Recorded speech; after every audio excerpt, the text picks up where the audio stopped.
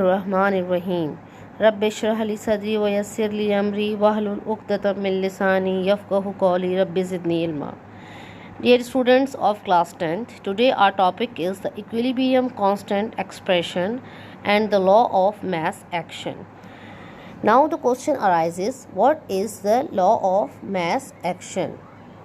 Students, this law is given by Guilbert and Veitch in 1869.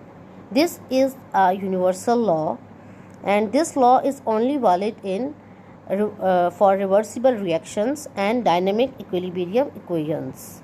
So, first of all, we divided their equation or their definition into two parts, like that the rate at which a substance reacts is directly proportional to its active mass. What is active mass? Active mass is the mass of a substance which is used during a chemical reaction.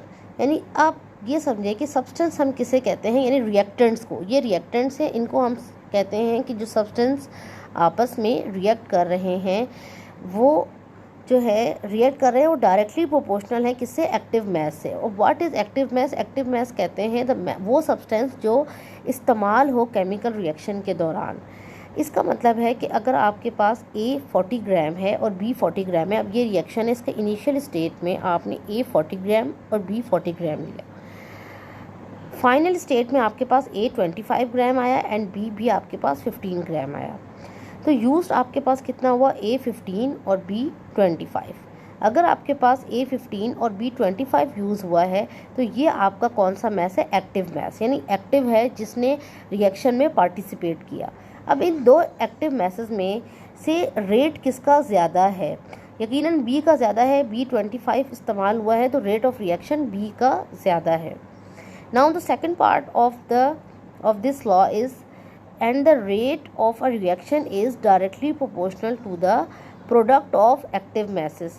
मतलब इसका जो rate of reaction है जो ज़्यादा amount में है वो directly proportional किससे है, एक्टिव प्रोडक्ट यानी एक्टिव मैस, प्रोडक्ट का जो एक्टिव मैस है उसके साथ of the reacting substances.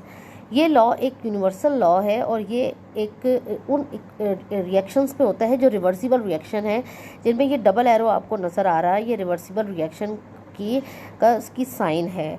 Now the rate of reaction is directly proportional to the active mass and we represent this active mass by this large bracket. Now the second one is that its derivation. If you follow the last equation that in which the rate of forward reaction is equal to the A and B, in which if we remove this proportional sign, then this proportional sign will be removed and Kf will become Kf. The word Kf means the rate of forward reaction. Kf, rate constant of forward reaction. And in another way, when the reverse reaction take place, in another words, we can say that the backward reaction or the reverse reaction. Okay ji, Kb, C and D. Kb means the rate of backward reaction. At equilibrium position, forward reaction is equal to reverse और backward reaction. यहाँ पर हमने इसकी active masses की values को put कर दिया और हमें पता है कि Kf डिवाइडेड बाई Kb है और ये इक्वल है Kc के. And this product is divided by reactant, means ये प्रोडक्ट डिवाइड हो गया आपके रिएक्टेंट से. Then this is the derivation of law of mass action. This is the another derivation of law of mass action is that the forward reaction Kf, this is the equation. With the help of this equation you can easily solve this derivation. This A is basically the coefficient and this B is coefficient. C coefficient आपका square बन जाता है और ये आपका A और B active masses की bracket में आ जाता है, जो forward reaction is directly proportional to A B and the reverse rate is equal to C and D, and in equilibrium position forward reaction is equal to reverse reaction. You will put all these A or B means these parts, reactant or product, in equilibrium position, and in last K forward reaction is divided by reverse reaction, और ये बराबर हो जाएगा Kc के, यानी equilibrium constant के.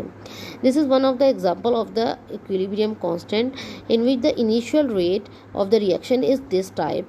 इन जैसे आपके पास ए और बी है, ए रेड कलर का ये है और बी आपका ग्रीन कलर का है, और बी सी आपका प्रोडक्ट है. आपके पास ये देखें प्रोडक्ट बाय रिएक्टेंट, यानी कि इक्विलिब्रियम फॉर्म में आ गया, जिसमें ब्लू कलर ऊपर है, मतलब प्रोडक्ट बाय रिएक्टेंट.